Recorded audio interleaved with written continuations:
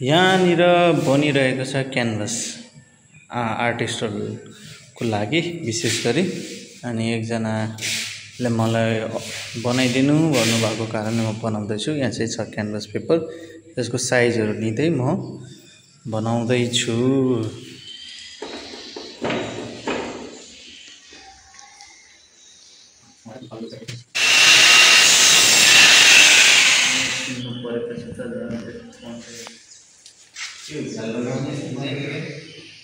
अहिलेसम्म छैन, पछि पनि आउँछ।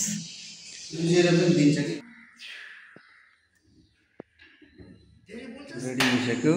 अब क्यानभस यसमा फिट गर्नु पर्छ।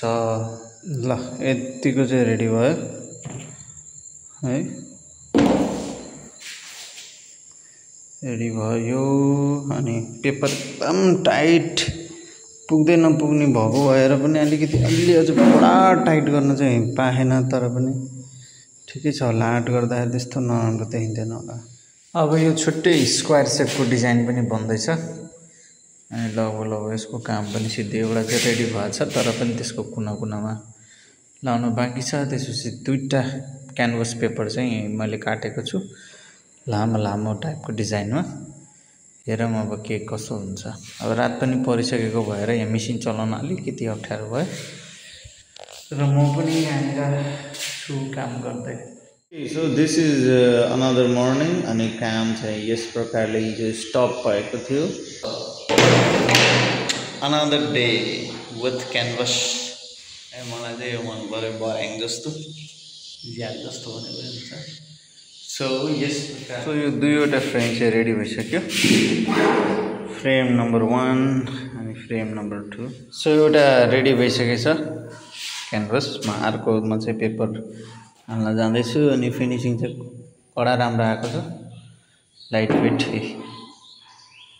यसरी बनाएको छु। तपाईँलाई पनि चाहियो भने भन्नु नि है, यो पनि बनाइन्छ। तपाईँले जति साइजको दिनुहुन्छ त्यति साइजको बनाउन सकिन्छ। सो अर्को फ्रेम पनि रेडी गर्छु। एकदम लाइट वेट छ है। मैले एकदम मोटो मोटो काठ युज गरेँ होइन। काठहरू धेरै हेभी भयो भने चाहिँ भोलि भित्तामा टाङ्दै गर्दाखेरि अनि यता र उता लाँदै गर्दाखेरि पनि वेट धेरै हुन्छ। यसमा एकदमै कम वेटमा लिस्टिकले नै मैले फ्रेम रेडी गरेको छु। फ्रेमको फर्मुला चाहियो भने पनि म तपाईँलाई आइडिया दिन सक्छु। So let's start another one. So 3वटा क्यानभस चाहिँ रेडी भयो र रोल पनि सिद्धियो। पेपर सबै 0 भयो अनि ठिकै छ, सेटिस्फाइङ नै छ।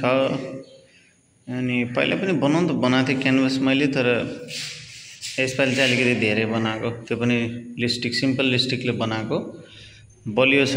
You can trust the build quality. ल क्यानभस रेडी भइसक्यो। आर्टिस्ट त्यही नै हुनुहुन्छ, आर्टिस्ट लेभलले। सो रेडी भएछ। ल यसमा के आर्ट बनाउने हो त? के फिक्स छ? कन्टेन्ट ल